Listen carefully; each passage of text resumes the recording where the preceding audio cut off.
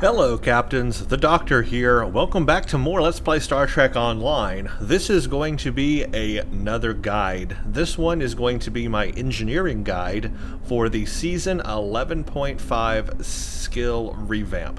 I have done a science guide going over all the science skills and a good setup for a science character, and I have done a tactical build going over a good setup for a tactical character under the new skill system. This is going to be engineering.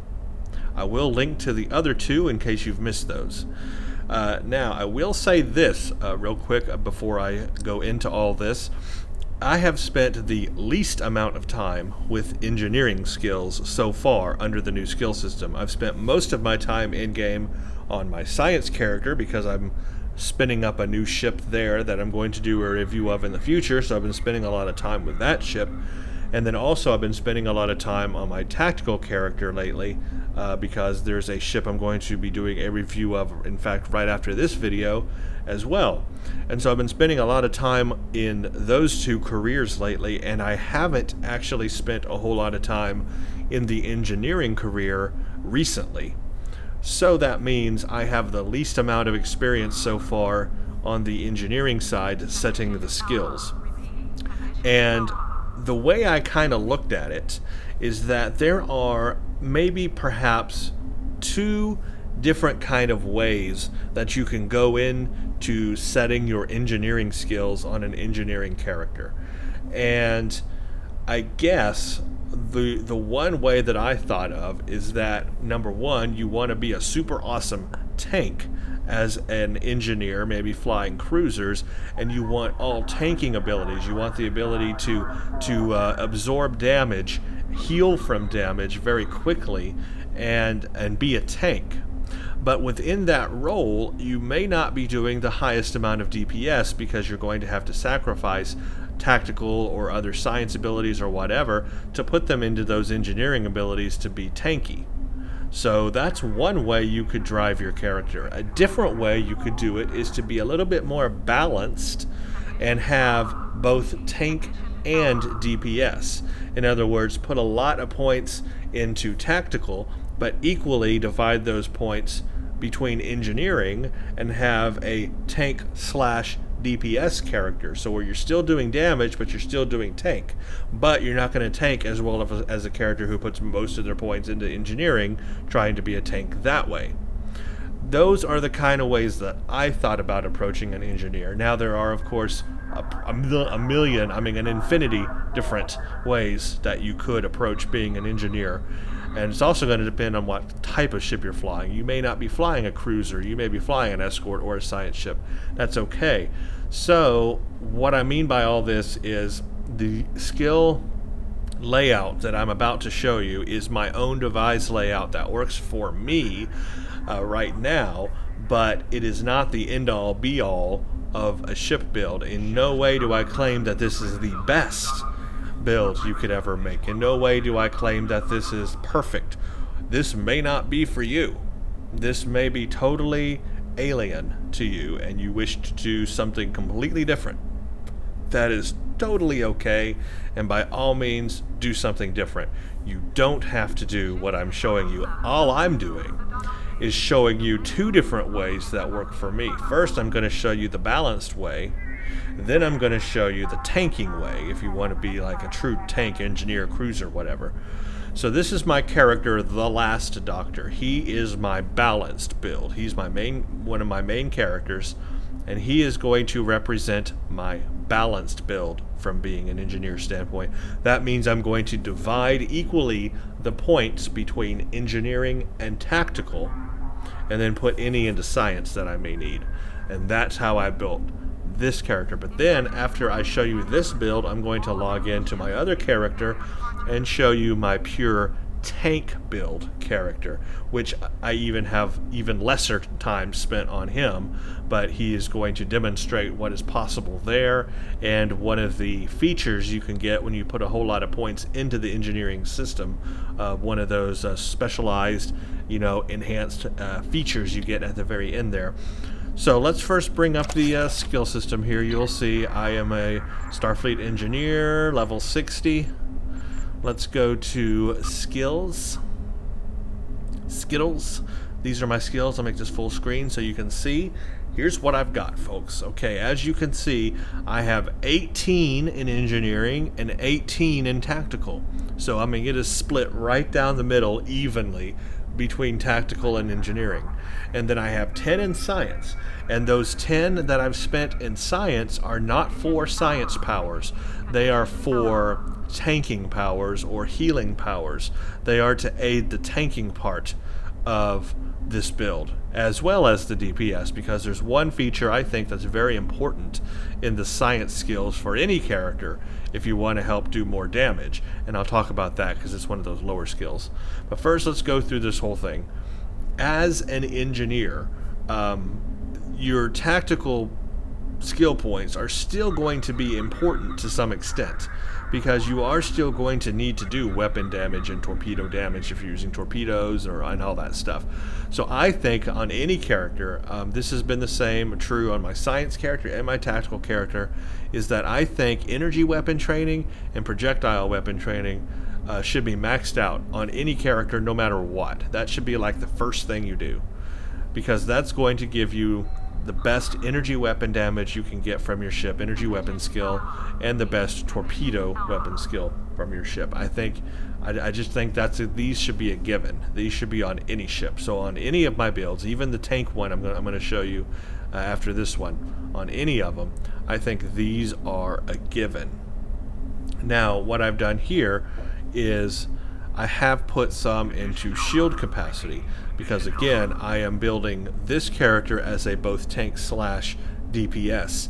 So in terms of being tank, I want to put some into shield capacity and get the shield capacity on my starship as high as I can. The more shield I have, well, then the better that is.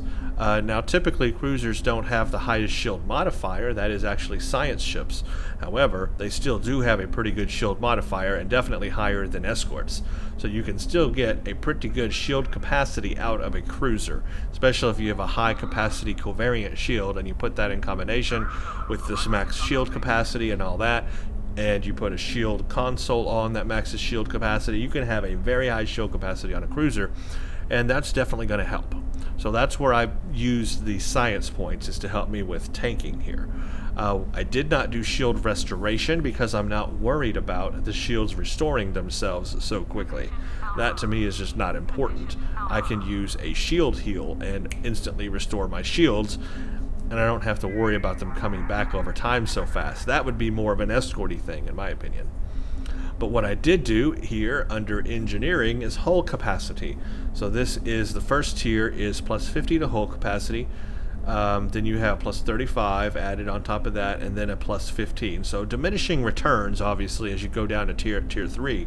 But you add it all together, and that's going to give you the highest possible hull capacity. Hull capacity is basically your health, or your ship health, or your life, whatever you want to call it, while you're in space battles. That's going to determine whether you're alive or dead. So hull capacity, I think, is extremely important, especially if you're flying a cruiser. I think it's probably, a given, just like the energy weapon damage and torpedo weapon damage. You want to also maximize your hull capacity. If you don't do shield capacity at all, you choose not to do that, at least do hull capacity, because cruisers are the ships that have the highest hull capacity in the game. So if you can buff that and make it even higher, you will be very tanky, or at least as tanky as you can get using the skill trees here. The next one, which I did not do, is hull restoration. Similar to the shield restoration, I'm not worried about my hull coming back to life very quickly. I can use bridge officer powers to bring my whole life together. I can use there's lots of engineering powers that will buff your hull restoration or your hull healing or increase your hull strength. So I don't need to worry about this hull restoration skill as an engineering officer. Again, I think this one would be more tuned toward an escort, who you would want the hull to come back very quickly on its own, because they take so much, they get hurt very easily. But on this cruiser, I'm going to bypass that. Now we come down to the lieutenant commander. Nothing in science, because that is the control expertise and drain expertise. That's very much geared to science bridge officer powers, so I'm not using them on this engineering build on my engineering characters. So nothing there. Under the tactical, though, I did do targeting expertise. This is your accuracy. And the reason why I felt accuracy was going to be important for an engineering build is because I'm using cruisers. And with cruisers, that means I'm using beam arrays, either dual beam banks or single beam banks. Either way, I'm using beams, and accuracy is going to be very important. I'm going to be using a lot of beams because cruisers can have like 4 forward and like 4 aft weapon slots. You can have a lot of weapon slots and put a whole lot of beams in there. So with all my beams flying around everywhere, I need the accuracy to hit my targets, and especially because I'm going to use the bridge officer feature called Fire at Will. That is an extremely important feature to use as a cruiser firing a lot of beams. It is a DPS feature. Fire at Will is the go-to DPS feature when you have a lot of beams on ships like this. And so to help that ability and help everything else here, your accuracy is very important. So plus 50 targeting experience, plus 35, and then plus 15. Obviously diminishing returns, but still, you max it out and you get the best accuracy you can get out of your ship, which is going to help that Fire at Will. So very important. What I did ignore is defensive maneuvering.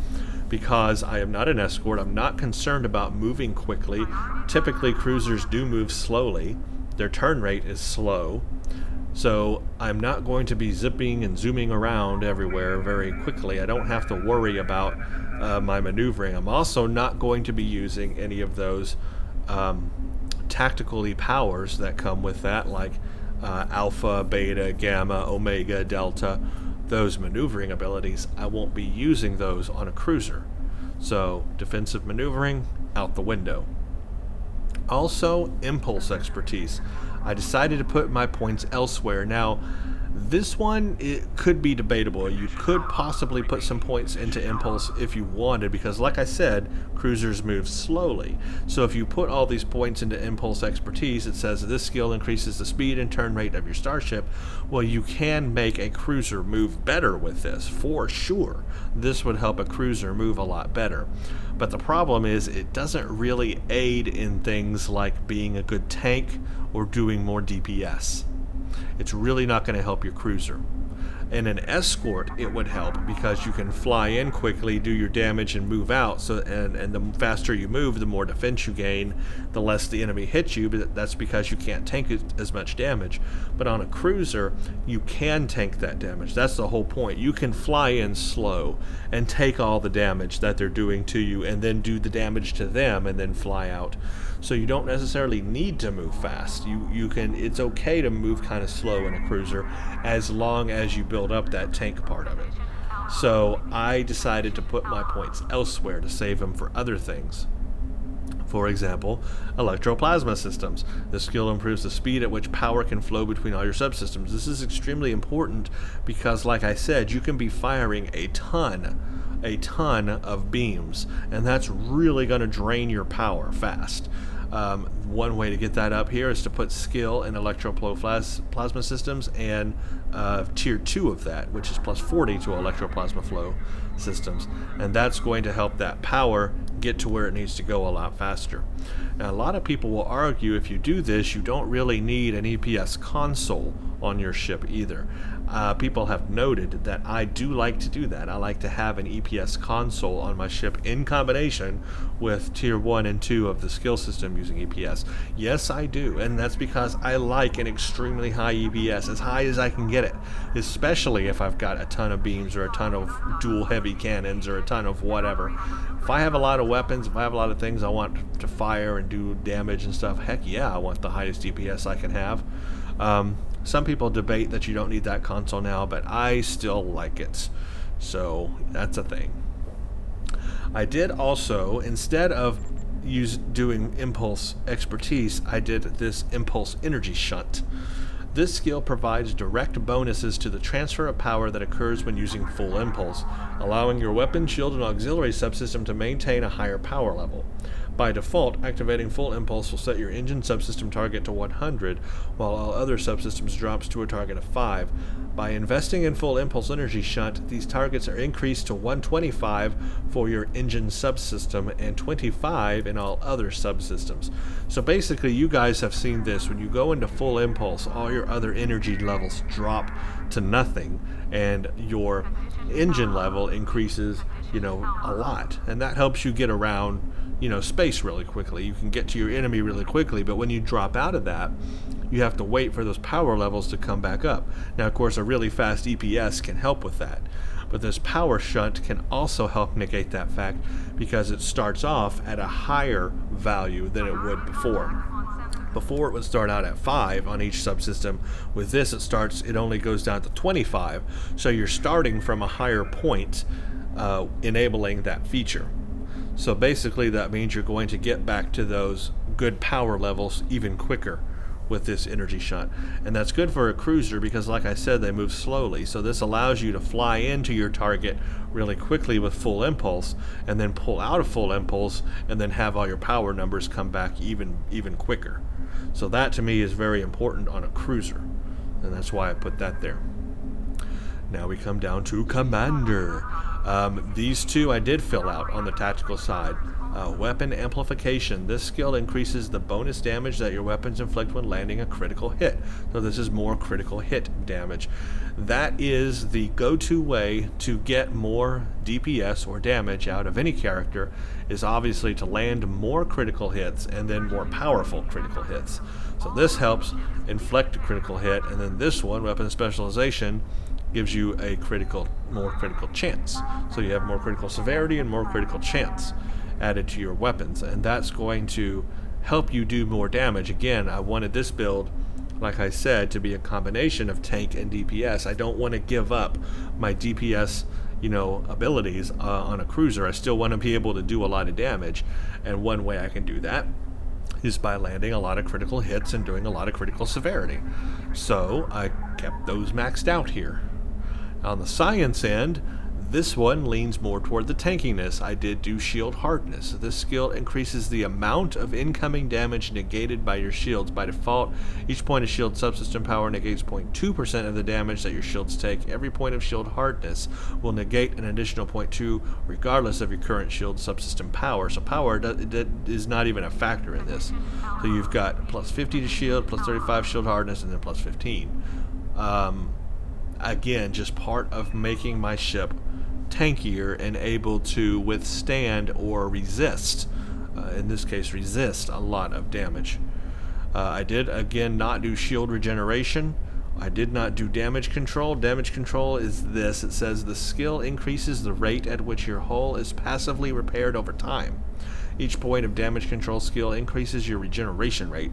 So it's hull regeneration. It's almost the same as hull restoration. They're not the same, but they're close. This skill increases the amount of hull restored by your outgoing healing abilities. So that means, like, if I enable, my engineering team or whatever to heal my hull, this is going to help give me larger leaps in that. This one is going to be the damage control, that heals my hull over time, either in combat or outside of combat, and it can do it faster if I max it out. Again, I'm not worried about those two things. This one maybe more so than this one, but honestly, because I'm not doing a pure tank situation here, I am splitting it up. I decided those were okay to sacrifice. Now we come to this one, hull plating. This is my resistance. Again, this is all about making a tank here. This skill reduces the damage taken from all incoming sources of damage by providing you with damage resistance rating. There are two separate skills that perform this duty: energized hull plating, energy resistance rating, and ablative hull plating, kinetic resistance rating. Each point of these skills increases the applicable resistance rating by plus 0.25. Damage resistance rating may only reduce incoming damage by up to 75% max, and each point of resistance rating offers a less of a damage decrease the closer you get to this value. And then this is energized hull plating 2. Basically, it's even more. It's plus 40 on top of that. Total skill bonus plus 100 energized hull plating. Total energy damage resistance rating bonus is plus 25. Basically, that's resistance. I'm trying to resist energy and kinetic damage. Basically, right there. Then this one is ablative hull plating. This one is the kinetic damage. So this one was the energy damage, and this one is the kinetic damage part of that. So both of them maxed out. I can get my energy resistance, my resistance to energy, and my resistance to kinetic damage as high as possible on my ship. Now you can also augment this with traits. You can enable traits that also have these abilities as well for resistance, and you can really build a nice tank that's resistant to things very easily. But that's important if you want to, you know, tank stuff, tank damage. So that's why I went there. Captain, okay. For the tactical, I did hull penetration. This skill increases the damage dealt by your weapons by penetrating your enemy's resistances. Each point of this skill grants your weapon plus 0.1 armor penetration. So this is basically armor penetration. Again, this is just trying to get to the ship, the enemy, and do more damage. Simple as that. A DPS focused thing. This one is shield weakening. I didn't have enough points to put here, and again, this is not a total DPS build, so I'm going to ignore this one. This one would help us get through the shields better. We went over that in the tactical video. Now, this is the one I was talking about for science that I think is kind of important on any build that you actually want to do a lot of damage to the enemy on, and this one is long-range targeting sensors. This game has the ability to have a weapon damage fall-off dependent on your distance to the target. So the farther away you are from your target, the less damage your weapons do. The closer you are to the enemy, the more damage your weapons do. So that means, you know, you want to be as close to your enemy to do damage. Now, if you have a good tanking ship, that's going to be very possible, which is good. But you still kind of want the ability to do the most damage that you can possibly do at any given distance. And the only way to achieve that is to max out the long-range targeting sensors, which will decrease that fall off. This skill reduces the weapon damage penalty incurred by being distant from your target. By default, being far away from your foe can cause all energy weapons to lose up to 50% of their potential base damage. See, that's a lot. That's a lot. 50%, that's half your damage. This penalty starts at 0% while at 2 kilometers or closer and scales up to 50% loss when at exactly 10 kilometers from the target. Each rank of long-range targeting sensors reduces this penalty by 10%. So you have tier 2 here by default up to 50%, 10% maximum distance penalty minus 30%, and then the maximum, this reduces it all the way down to 20%. So I think this is important if you want to, you know, do some damage to the enemy, because this allows you to shoot at a farther range and still get as much damage from your weapons as you can, as the game will allow. So if you don't have this, then you're just cutting your damage quite a bit. So I think that's very important, kind of pretty much on almost every build if you want to do damage. Exotic particles, obviously ignore that because I'm not science here. Offensive and defensive tuning. These are the ones that I think are very important, kind of almost on every build as well. Defensive subsystem tuning. This one is going to be for the tanking abilities. This skill improves the amount of subsystem power available to your shield and auxiliary subsystem powers. Each point of shield subsystem power causes your starship shield to regenerate 0.1% of their maximum shield capacity every 6 seconds. Each point of shield subsystem power also negates 0.2% of the damage that your shields take. Each point of auxiliary subsystem power provides a 1% recharge time reduction for hangar pets, as well as providing bonuses to the effectiveness of many abilities. Hangar pets is also important because cruisers or carriers are the types of ships that would have hangars. So that is a good thing there. And then of course tier 2 of that, and then you have auxiliary subsystem performance to also increase your auxiliary subsystem power. I think auxiliary subsystem power is something that a lot of people overlook, but it can be utilized to help you do more damage and to be a better tank. There is a console that allows you to do more critical hit chance and severity with a higher auxiliary subsystem power. And there's a trait from the Nukara trait that allows you to get more resistances and more damage with more auxiliary power. So auxiliary power is a powerful ability or a thing to have if you have the right abilities traded or slotted to benefit from it. And I do. So therefore auxiliary power is important to me. And then of course offensive subsystem tuning. I still want to do damage, like I said, on this character. So this one is going to help my weapon subsystem power, basically just more weapon power plus 3.2, and then engine power as well. Now remember, I didn't put any into impulse expertise, so this is where I can make up some of that speed by not putting it there. I can put it here instead and increase my engine power by plus 3.2, and higher engine power does translate to moving faster. So that is good. Then for the last row, I didn't really have much left. Simply put, I totally ignored the tactical part on this one. Tactical readiness is going to be the recharge time, reduction time, and all that on tactical bridge officer abilities. Not important for me on this character with this starship.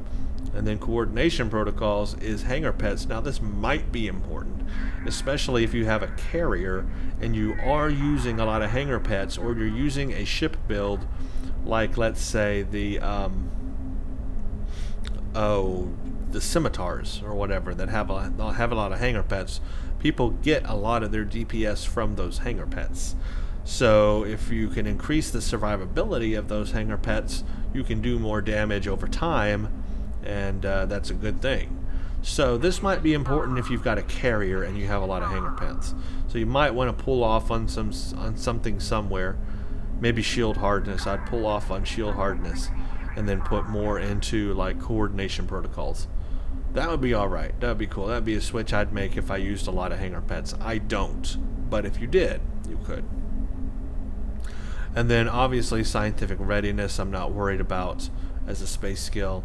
And then this one is engineering readiness. It's basically also a reduction time, but for engineering bridge officer powers. I would rather have my power over here into the warp core potential. This skill improves the amount of subsystem power available to all 4 of your subsystems. So it's plus flat out plus 3 to all subsystem power. And then the tier 2 is a plus 2 to all subsystem power. So you can get a total of plus 5 to all subsystem power. That to me is more important, because the higher weapon power I have, the more damage I'm going to do. Higher shield power, more shield restoration. The higher engine power, the faster I move. More auxiliary power, I can buff those traits I'm using that use the auxiliary power for benefit. So that to me is just more better. And then the warp core efficiency. This skill provides additional subsystem power to any subsystem that is set below 75. The bonus starts at 0 when your subsystem target is set at 75 and scales up to plus 10 when your subsystem target is set to 15. 0 to plus 10 subsystem power based on subsystem target. All of that just helps my power, basically. As a cruiser, as an engineer, that's where I want my power to lie, is in my power. It's in my warp core power. And that's the setup, guys. That's my balanced build between being a tank and doing DPS, because I still want to do damage, and I'm finding that this is working out very well. Now, as for the powers that you gain down here, let's go over them real quickly. Under engineering, let's look at that. You can choose hangar health or battery expertise. Your hangar pets have an additional plus 10% maximum hull capacity. I chose battery expertise here, but now that I look at this, I might want to choose hangar health, because hangar pets health, because like I said, if any character career is going to have hangar pets, it's going to be cruisers / carriers. So I probably would want to do that, although if I used a lot of batteries, battery expertise, whatever you use really, I mean that just depends on what you use. This one here, I went with hull capacity. Provides an additional plus 10 hull capacity skill, so even a higher hull capacity. Very important for being a tank, being a cruiser, exactly what I want. This one, you have the choice between shield power or engine power. I feel engine power much more important for a cruiser than shield power. Engine power will help you move faster and maneuver faster and turn faster because you're moving faster. So engine power, way more important. And that's where I pretty much ended with the selectable powers here on this balanced build. The next one would be between weapon power or auxiliary power. And then the special ability, which I'm going to show you on my other build, is called EPS Corruption. Corrupt the electroplasma systems of your foe, causing them to burn out components over time. Activating directed energy weapons will also cause the victim to suffer additional plasma damage as the corrupted EPS is fed additional power. So that is pretty cool, but it requires 24 abilities from engineering to be unlocked in order to reach it. So on this balanced build, obviously I'm nowhere near it. But on my other build, I do have it enabled to show you what EPS corruption does. And then of course there are more ways to buff it as well. And if you like totally maxed out engineering, you would have weakening corruption or enhanced corruption added to it, or explosive corruption. You could choose energy weapon activation also triggers subsystem power loss on foe or more powerful plasma damage over time, or the additional plasma damage triggered by weapon activation becomes an AoE that can hit other nearby foes. That one kind of sounds fun. And then you could choose all three of them if you wanted to really enhance it. But you would have to have, like, you would totally have to max out engineering skill to get to there. Then you would have like nothing in science and barely anything in tactical. You would not be doing as much damage. But you would surely be a tank, and you would surely have all the engineering power you could have. I'm not sure how useful that would be, to be honest with you, though. I don't know what the damage of that plasma damage it says here is. Like, it says it does plasma damage, but it doesn't say, you know, how much plasma damage does it do. And I don't really know the numbers on that, so I don't have that info on for you. If anybody does know, definitely let us know in the comments how much damage that plasma damage actually is doing, because I don't know. So that's my basic skill here for engineering and doing a balanced build. Let's see, I'm trying to think if I should go into combat and show you anything. Really, on this ship there's not anything to show you. The ship that I'm using, by the way, or been testing this with, is the Harold Quast Flight Deck Cruiser Tier 6.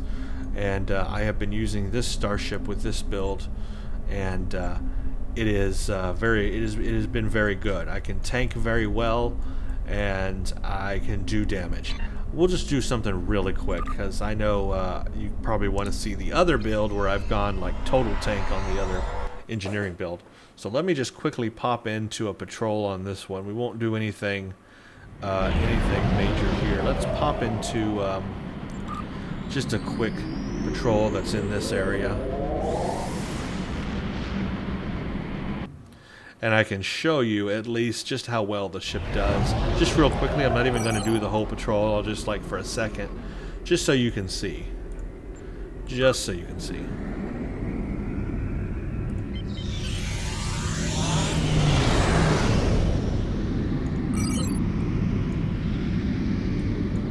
See if we don't make it to Chipori because it's kind of far. Let's go down to this deep space encounter instead. Get there faster.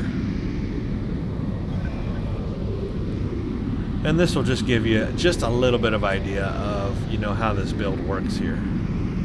I will be doing a review on this ship, so fear not. You will see a full review on the ship with this build and everything, so that will come in time.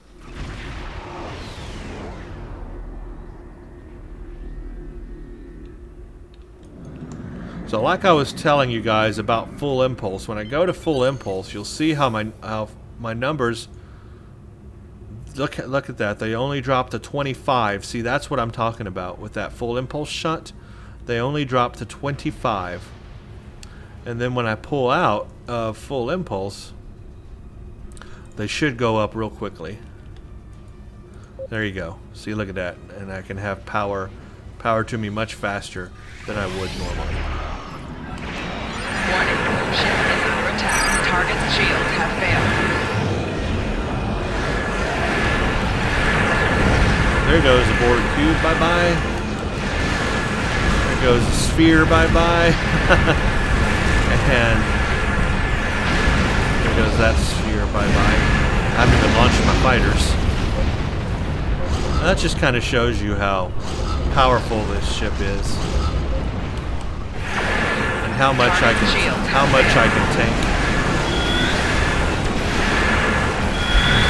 Of course, the Borg are relentless. They have an ability that drains your shields. Rear shields failing. But still. Right shields failing. 4 shields failing. That explosion there didn't cause too much. Hull integrity below 75%. With all my engineering abilities to heal, not really a problem.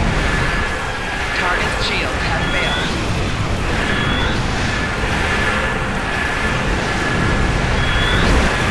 Left shields failing.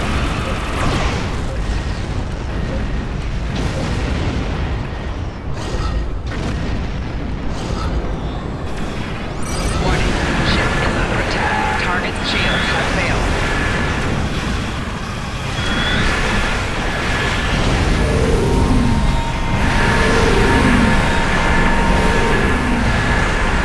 Right shields failing. Rear shields failing.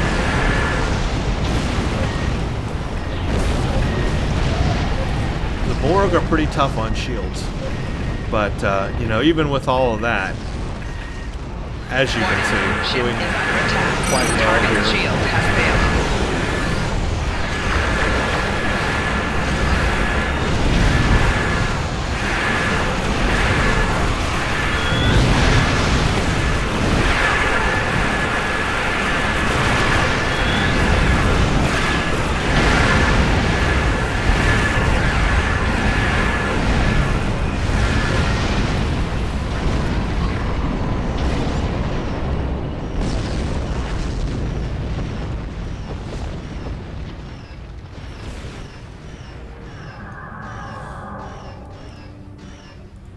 See, almost done. We'll just go ahead and finish this one since we're right here. Warning, ship is under attack.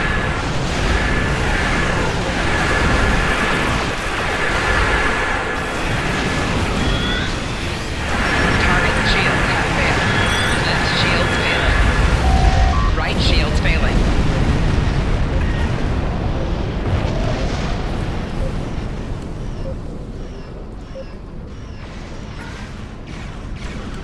Warning, ship is under attack. Killed that probe Target's fast. shields have failed. There we go. So yeah, the Borg do a number on your shields, but you know, even with all that happening, just fine. And with other enemies and all, is really not a problem. Just we'll see. We'll go back to Earth and go see what my stats are at, just so you know.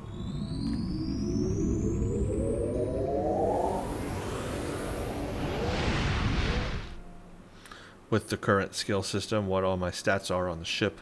So you can see those. Although it's still healing itself, so it's not going to be the full stats yet. But here we go, 85,442 on the hull. Actually, it's higher than that. It's still all regenerating. 85,455 on the hull. Hull repair rate, 128.4%. My shield is at 24,514, so pretty high shield capacity. My resist, look at this, above 50%, all of them. 55% on resist. My severity is 71%, and my chance is really high. It's above 10%. I got a 12.3% crit chance. Really good. My accuracy is 19%. My move speed, turn speed is 14.3 degrees per second.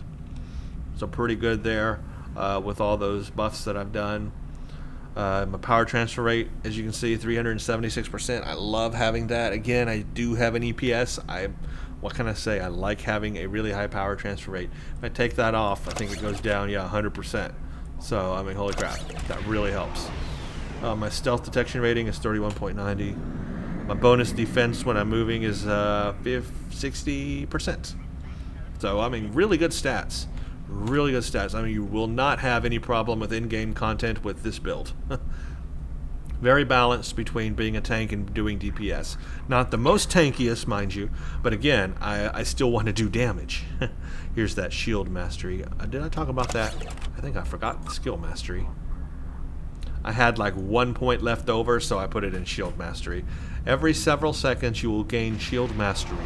While this effect is active, the next critical hit you suffer will be completely negated, resulting in 0 damage being dealt to you. This act will only consume the shield mastery until the next time it refreshes. So this is just another way to tank, but I had a 1 point left over to put somewhere, and I figured let's put it into the tanking part of things, and so that's where I put it. Shield mastery. And there it is there. So anyway, that is, pretty much it for the balanced build. I think it works really good as a balanced build. What I'm going to do now is pause and load up my other character and show you as quickly as I can the tank build, built like mostly engineering points. And I'll also show you the EPS thing in action. So stand by and I'll get that character going. Well, welcome back everybody. Look who it is. This is Ensign Ricky. Oh, it's been forever since you've seen him, hasn't it? I have not brought this character out of mothballs for a very long time. He has been collecting dust. He was very dusty when I took him out of the box. He has not been used in a while. Actually, I have been every now and then logging in to do, what have I been doing? I've been doing the Admiralty on him. So I've got him up to level 10 Federation Admiralty. He's working on the Klingon Admiralty now to get it leveled up. Then I'll do the Romulan Reputation Admiralty and just work on that, because that helps level the character and also give you those skill points that you can use in specialization. So I am doing that on him, but otherwise I have not been like taking him into combat or doing anything on him combat wise. So he's very out of shape. I mean, really out of shape. However, what I have decided to do is, for this video, work up a different kind of build than I did on the last one I just showed you, the balanced build, and instead do more of a tanky build on him just to experiment. Now, I've spent even less time with this build than I've done the last one, but this one is a bit of an experiment. This one is just for me to see if it's possible to build a character that can take a lot of damage, but at the same time still do some damage and be useful, because I don't want him to just sit there and sponge up all the damage. I want him to actually be useful and kill some enemies too. But at the same time, I do want him to be the most tank that I could make. So that's what I've tried to do here with Ensign Ricky, is make him tanky. He is, of course, level 60. He's an engineer, liberated Borg. The ship we're using for this is the Dreadnought Cruiser Tier 6. This is the last ship I had on him. Holy crap, my inventory is full. This is the last ship, of course, I've used on him. Masteries are all maxed out, and I guess he's got okay amounts of gear, but, and or at least it's all Mark 14. I have upgraded him to Mark 14. It's not all epic stuff, but it's close, so I guess that's not too bad. And then of course the skills, which I'm about to show you now. Let's get right into it. Skittles. I have put as many into engineering that would allow me to get to the EPS corruption. So as you can see, 24 in engineering, 6 in science. Why do I have so many in science? Oh, shield hardness, or shield master thing. Yeah, okay. And 16 in tactical. So actually, I think I have more in tactical here than I had on the other one, don't I? Wait a minute.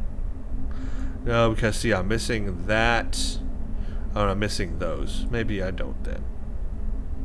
I actually have less. Okay. Alright. So here's what I've done. Pretty much I've ignored science, as you can see, except for what I thought was useful, the long-range targeting sensors, as I mentioned before. That's going to help me do some damage at different distances, do more damage at farther distances and that sort of thing, as I mentioned before. I thought it was important. That's where I decided to put the points. Maybe in hindsight I should choose other things. I don't know, but that's where I put them.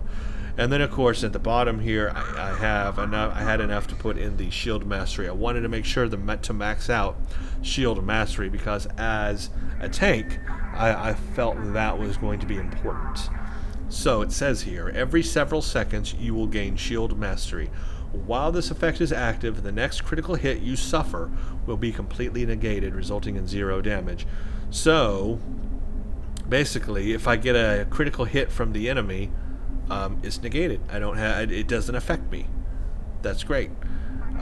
Here is shield absorption, part of this. When shield mastery is triggered, it will also restore a portion of your shield. So not only does it negate that critical hit, but it restores a portion of my shields. So that's important for being a tank. And then shield reflection. When shield mastery is triggered, it will also reflect a portion of the damage back to the attacker. So here's a way to not only heal yourself, negate a critical hit, but also reflect that damage back to the attacker, doing damage to them. So I wanted to max that out. This is the only build where I have this maxed out, and I wanted to try it. Again, this is all experimentation on my end. I wanted to see what it's all about. So I have it maxed out here so that I can see that. Now let's get to the good stuff. Obviously, on the tactical end, I've got advanced energy weapon training and projectile weapon training. I've got advanced targeting expertise for the accuracy. Again, lots of beams. I'm ignoring the maneuvering. I do have the critical hit severity maxed out, but I do not have the chance maxed out because I ran out of points. And then I've only got 1 point in hull penetration and 1 point in shield weakening because you have to have enough in like each category before the next one opens up. So I had to put one somewhere. And I guess that's where I decided to put them, was open up 1 in hull penetration, so it's a little bit better, plus 50, and then the shield weakening plus 50. Since I'm not doing any other things that help me boost damage, at least I can get through their shields and hull a little bit better. And that's all in tactical. All the good stuff for tanking here I've kind of put into engineering.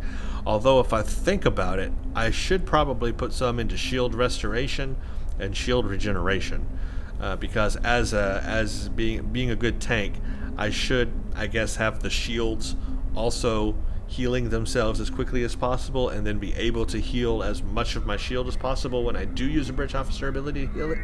Perhaps that is a change I would make looking at this. This is like this is like a first run of this. This is like the first time I've set this. So like I said, I don't have a lot of time on it. I would probably make that change though. The only problem doing that is I'd have to sacrifice something from somewhere, and there's really nothing I want to sacrifice. I still want to be able to do some damage. I don't want to be like, a nobody out there. But what I did max out here is hull restoration. So when I do like engineering team, I'm going to gain the most hull strength I can from that, and then the hull capacity, of course, just like the last one. Then of course I maxed out electroplasma flow and the full impulse energy shunt, but I did ignore advanced impulse expertise, so not going to be moving fast. Now this one I did do the damage control. This one is so that my hull strength can regenerate as fast as possible. So this skill increases the rate at which your hull is passively repaired over time, blah blah blah. So my repair rate is going to be much faster on the hull. So even while I'm in combat, I think it regenerates. So that's going to help me, be a better tank as well, just with the hull regenerating itself faster. And then of course you got to max out hull plating if you're going to be any kind of tank, energy and kinetic. Then of course you've got to do the defensive subsystem tuning if you want to be a tank, and offensive as well, so that again I can still do some damage. I still want to be able to have some more higher weapon power and that sort of thing, and engine power so I can move faster. And then down here the warp core potential, maxed it out with the warp core efficiency. I mean, that's pretty much it. It's just basically a whole lot more into engineering than I had before, so that I could open up this ability. And that's it. Now what have I done down here? I've done battery expertise. I of course have hull capacity, and I have a shield subsystem power here, so my shields can regen just a little faster, I guess. And then weapon power here instead of auxiliary, so that I can just do some kind of more damage. And then of course I was able to open up the EPS corruption, corrupt the electroplasma systems of your foe, do plasma damage, blah blah blah. But I don't have any other ability after that. I would have to enable more engineering things. the second time I go through this, I may actually, I think I still have some retrains. Oh, I got 14 retrain tokens. Yeah, I think I got some room for changes here. That's probably what I'm going to do, is I'll make another change to this and do even more engineering things, open up some of these abilities, see what they do, except I just hate having to sacrifice these other things, you know what I mean? But I'll try to make some changes and see how that works for trying to make like the ultimate tank. But for right now, I think this is going to be pretty tanky. I mean, that's it. I don't know what else to show you here except to go into combat and just show you how the EPS work, what my stats are. It's kind of what I got here. I don't know if it's good or great or bad or terrible or fantastic or super or awesome or completely disgusting. I don't know. But it's something. It's something. We'll see. And now for my traits that actually help give me like resist and stuff like that as well. What do I have here? I've got the auxiliary offensive one. I've got the defensive one. I have the maximum hull by 5%, so more hull strength. And I have maximum shield. So maximum shield, hull, and the 2 Nukara ones. What I would really like to open up is open up this locked slot here so that I could do, what is it called? Energy refrequencer? Yeah, your directed energy attacks heal you for a portion of the damage dealt. Receive 2.5% of your outgoing damage as a hull heal to you. So energy refrequencer would be important. But I do want to keep offensive and defensive and then my hull strength and shield strength. But what I want to do is unlock that one and, yeah, get energy refrequencer. That's the one that has those little green circly lines that go around a ship. You might see them as the ship is doing damage. Like it'll start doing these little swirly green lines around the ship, swirling around the ship. That means it's healing their ship while they're firing on the enemy. That would be a good thing to have as a tank right there. A very good thing. So I want that ability, but I need to unlock that final space reputation. I have to do that through your starbase or your Crenum research facility, actually. Other things that I have are just under your space traits. Warp theorist, I got bulkhead technician, that is maximum hull hit points as well. I have maximum shield capacity as well. Accuracy, I have beam training, torp training, grace under fire, operative, that's more critical chance and severity, and then thrill seeker, flight speed and full impulse speed. I guess I don't have any like resists on. That would be another thing I might change. Like this one is kinetic and physical, but where is the one? Yeah, here we go. You can do disruptor, phaser, or plasma, or anti-proton, polaron, or tetrion resist. But they have them separated, so you have to use 2 if you want all resists from all energy types. It's kind of a waste of slots. I wish they had one where it was like all of the energy types in just one trait, because you kind of have to decide, well, which one do I want to do, and that just is going to depend on what enemy you're fighting. That's why I didn't put it on here now, because it would I'd have to remove 2 of these and 2 of something in here, and I like everything I have in here. I don't want to remove 2 of something. Alright, let's take this sucker into battle and see what happens. We will, of course, look at my stats before we go jump into battle. So you can see my hotbar is completely messed up, but at least I got my bridge officer powers over here, so that's good. Where are we on things, sir? Let's see. So, my stats are stealth detection at 30.61. My power transfer rate is actually lower on this character than my other ship was. Just a tad bit lower. Probably because I don't have this at epic.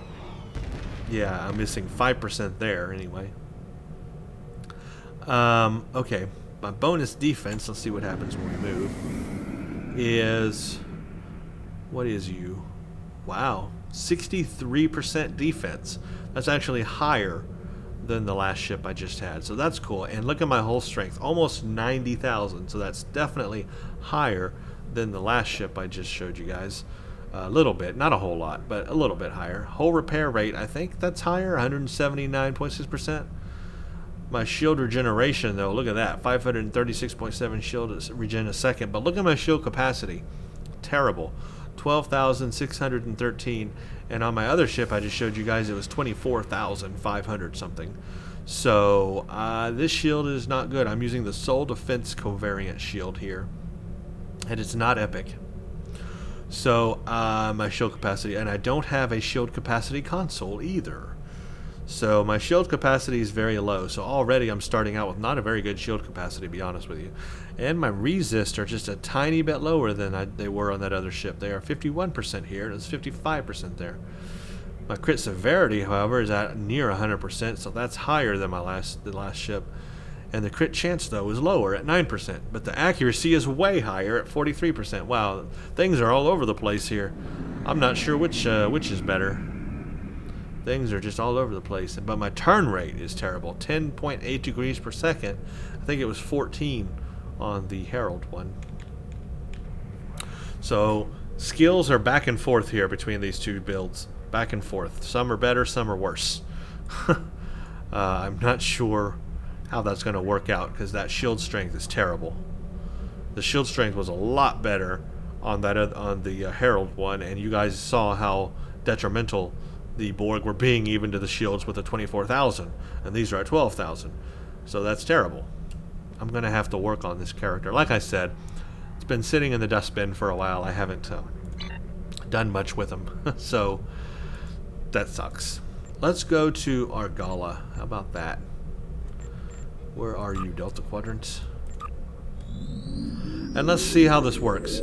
I can't show you the EPS thing till we're in combat. It doesn't let me toggle the option till we are in combat. It's been so long since I've used this character, so, you know, it's just the way it goes. Need to spend some time on him. Need to get him buffed up, get him all up to date and everything. Finish all the missions. I don't even think he's finished missions from millennia ago. How many missions does he have to do, actually? I've done all of that. I've done all the Iconian ones. Well, I've done most of these. I guess I have just a few missions left on him. Huh. Okay. Anyway, let's do this thing.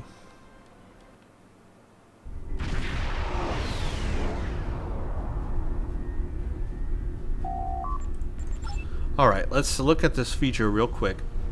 So there's our plasma damage. 665.1 plasma damage per second. Ignores shields for 15 seconds.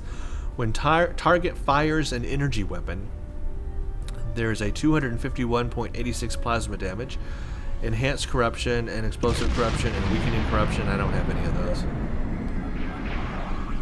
What are you guys coming over here to me for? What do you expect me to do about it? Warning, ship is under attack. I did the EPS corruption, Shield so has failed. yeah, you can see the plasma damage it's doing to it.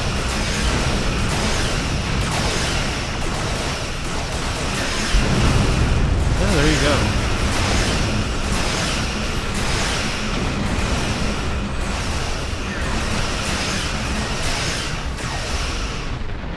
So there you go. That EPS thing, I saw the plasma damage on the ship, so I guess it was doing it. Isn't it supposed to do something more, though, than just plasma damage? It does something else, right? Or am I reading that wrong?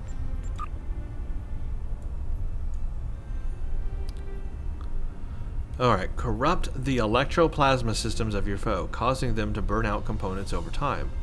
Activating directed energy weapons will also cause the victim to suffer additional plasma damage as the corrupted EPS is fed. So, corrupt the EPS system of your foes, causing them to burn out components over time. So does that mean that that subsystems will go down? Is that what that means? And then in addition it does plasma damage? Or does it mean it only does plasma damage? Because if it only does plasma damage, then that's not very useful on its own. But if it brings down a subsystem plus adding plasma damage, that's cool. But there's no way for me to know if a subsystem is being brought down on the enemy ship. I mean, how am I supposed to know that? So I'm not sure. You guys let me know what the deal is there, because I don't know that I know what the deal is there. Not sure exactly what's happening when I use the EPS thing. I'm going to try it again here on a cruiser. Warning. So Ship is one of their under subsystems now going to go down, like things like weapons or shields or engines? Target shields have failed. It said target shields have failed. I don't know if that's a subsystem going down. I don't know. I'm just really not sure, guys. I don't know what exactly it's totally doing.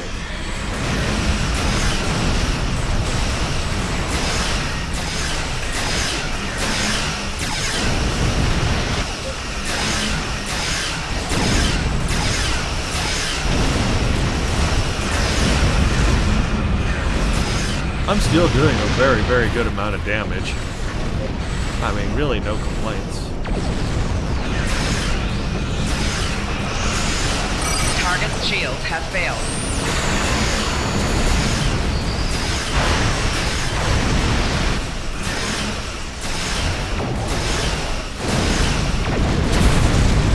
Well, I'll do the EPS one more time and we'll take a look at it when it comes back to life. Target shields have failed. 4 shields failing.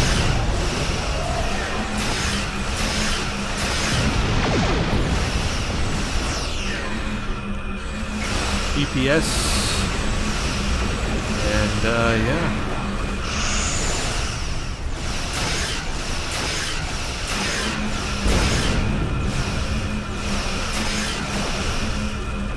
Well, there it was, guys. I used it a few times. Target so shields have failed. you tell me if that's a benefit, or you tell yourself if that's a benefit to you or not.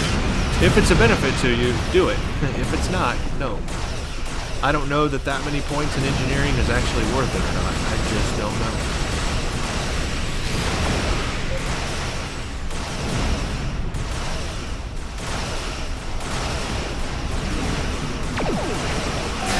Warning. Ship is under attack. Target shields have failed. I love that ability, though. That electrical damage. Oh, that is so cool.